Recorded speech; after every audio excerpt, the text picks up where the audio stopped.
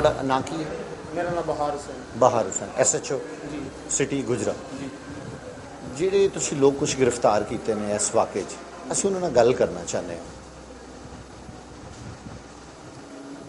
ਮੁਮਕਿਨ ਨਹੀਂ ਹੈ ਉਹਦੀ ਵਜ੍ਹਾ ਕਿ ਫਿਰ ਤੇ ਵਨ ਸਾਈਡਡ ਗੱਲ ਜਾਏਗੀ ਨਾ। ਅਸੀਂ ਤੇ ਉਹ ਵੀ ਤਾਂ ਸਾਨੂੰ ਦੱਸਣ ਨਾ ਕਿ ਜੀ ਇਹ ਵਾਕਿਆ ਹੈ, ਅਸੀਂ ਉਹਦੇ 'ਚ ਮਹਿਸੂਸ ਨਾ ਕਰੋ ਨਾ। ਹਾਂਜੀ।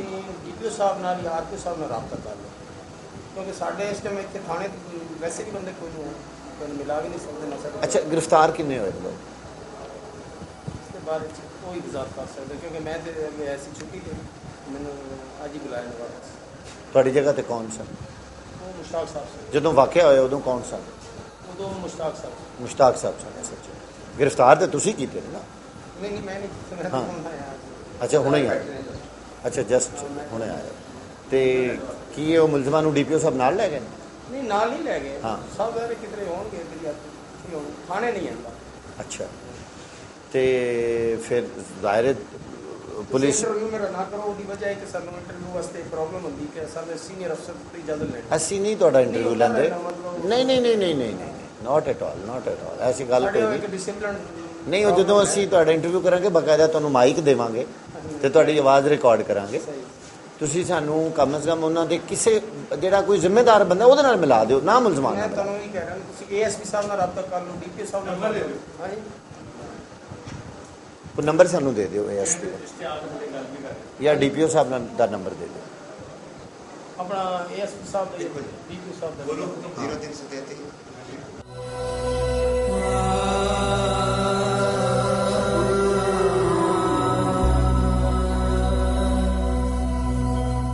ਸਾਡੀ ਖਾਲਾ ਮੁਸਲਮਾਨ ਇਹਨਾਂ ਕੋ ਪੁੱਛੋ ਕਿਸ ਤਰ੍ਹਾਂ ਸਾਡੀ ਆਪਸ ਚ ਬਣੀ ਹੈ। ਕਦੀ ਅਸੀਂ ਆਪਸ ਚ ਇੱਕ ਦੂਸਰੇ ਨਾਲ ਲੜੇ ਝਗੜੇ ਨਹੀਂ, ਕਦੀ ਮਜ਼ਹਬ ਦੇ ਨਾਲ। ਸਾਡੀ ਗਲੀ ਅਸੀਂ ਆਪਣੇ ਤਕਲੀਫ ਕਰਦੇ ਹਾਂ ਆਪਣੇ ਮੁਸਲਮਾਨਾਂ ਭੈਣ ਭਰਾਵਾਂ।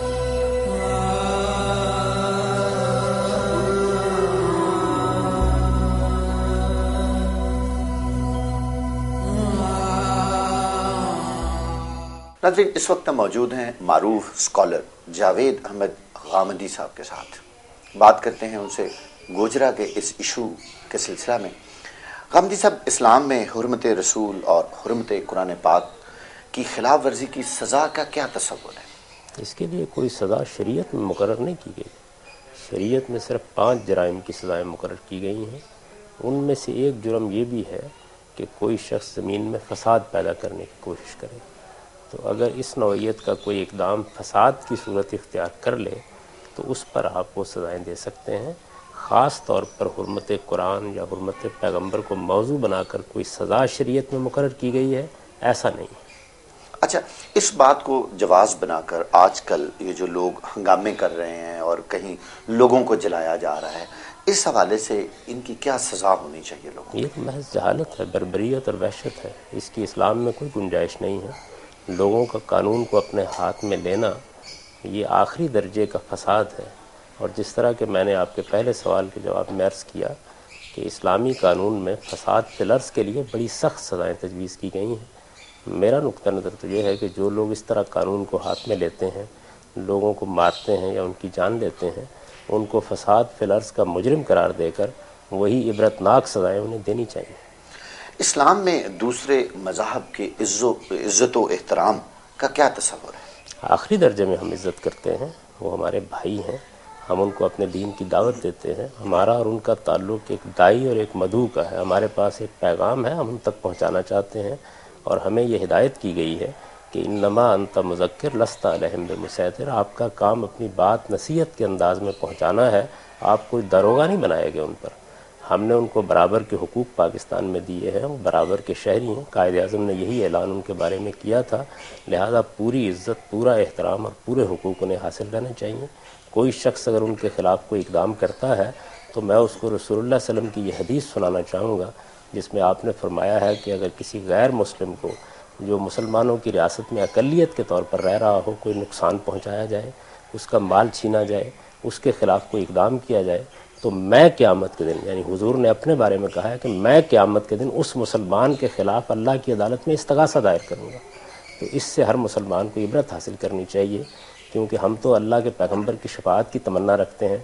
खुदा ये कि वो हमारे ख़िलाफ़ इस्तग़ासा लेकर खुदा की अदालत में खड़े हो जाए। मज़ाहब के दरमियान ये जो नफ़रतें और फासले ہمارے کئی علماء کرام نے پیدا کر دیے ہیں، اس حوالے سے کیا اس کی وجہ یہ ہے کہ ہم نے کبھی اچھے علماء پیدا کرنے کے لیے قومی سطح پر کوئی اقدام نہیں کیا. ہم اچھے ڈاکٹروں کے بارے میں بہت متردد ہوتے ہیں اور حساس بھی ہیں، ہم اچھے انجینئروں کے بارے میں حساس ہیں، لیکن ہم نے دین کے علماء پیدا کرنے کا کام یہ اپنے نظام تعلیم میں کبھی اہمیت کے ساتھ کیا ہی نہیں. اس کا نتیجہ یہ ہے کہ ہمارا جو مذہبی تعلیم کا نظام ہے وہ بہت ناقص بھی ہو گیا ہے، اور اس میں بدقسمتی سے وہ لوگ پیدا ہو رہے ہیں جو فرقہ بندیوں کے اندر جکڑے ہوئے ہیں. وہ اس سے اٹھ کر کسی چیز پہ سوچنے سمجھنے کے لیے تیار ہی نہیں ہے. پھر مسجدیں ان کے حوالے کر دی ہیں، درحال ہے کہ اسلامی شریعت کی روح سے تو مسجد ریاست کے کنٹرول میں ہوتی ہے، اس میں وہ ایک حصار بنا لیتے ہیں اور پھر ان کو قلعے بنا کر دوسروں پر سنگباری شروع کر دیتے ہیں. تو میں تو ایک ہی لفظ میں اس کو ادا کروں گا کہ یہ ہمارے تعلیمی نظام کا نقص ہے اور ہماری جہالت ہے جس سے یہ سب چیزیں پیدا ہوتی ہیں. علماء بظاہر علماء سمجھے جاتے ہیں، لیکن ان میں سے بھی زیادہ تر دین سے، دینی علوم سے بالکل ناواقف ہوتے ہیں. پاکستان میں جو شان رسالت کے بارے میں ایک قانون بنایا گیا ہے، کیا اس کا اطلاق درست ہو رہا ہے؟ اور اگر یہ جو قانون انہوں نے بنایا ہے تو اس کی کوئی خاص شرائط ہونی چاہیے؟ یہ قانون میں بھی بہت سے نقائص ہیں اور اس کے نفاذ کے معاملے میں بھی بڑی پیچیدگیاں ہیں. ہمارے ہاں چونکہ لوگ جذباتی ہیں، جب کوئی اس طرح کا معاملہ ہو جاتا ہے تو بالعموم وہ قانون کو ٹھیک طریقے سے کام کرنے ہی نہیں دیتے. اول تو قانون کو خود ہی ہاتھ میں لے لیتے ہیں. اگر قانون اپنا کام شروع بھی کر دے تو اس کے بعد بھی عدالت پر اتنا دباؤ ہوتا ہے کہ اس کے لیے آسانی سے فیصلے کرنے آسان نہیں ہوتے. جس شخص کو ملزم قرار دے دیا جاتا ہے وہ بیچارہ عدالت میں جائے تو کس طرح، گھر سے نکلے تو کس طرح، لوگ اس کی جان لینے کے لیے درپے ہوتے ہیں. اگر اس کو جیل میں ڈال دیا جائے تو وہاں واقعات اس طرح کے پیش آ گئے کہ لوگوں نے اس کے خلاف اقدام کر ڈالا.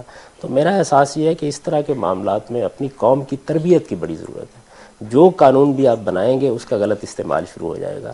وہ بدقسمتی سے اس قانون کا بھی غلط استعمال بہت بڑے پیمانے پر ہوا ہے اور اس وقت بھی ہو رہا ہے.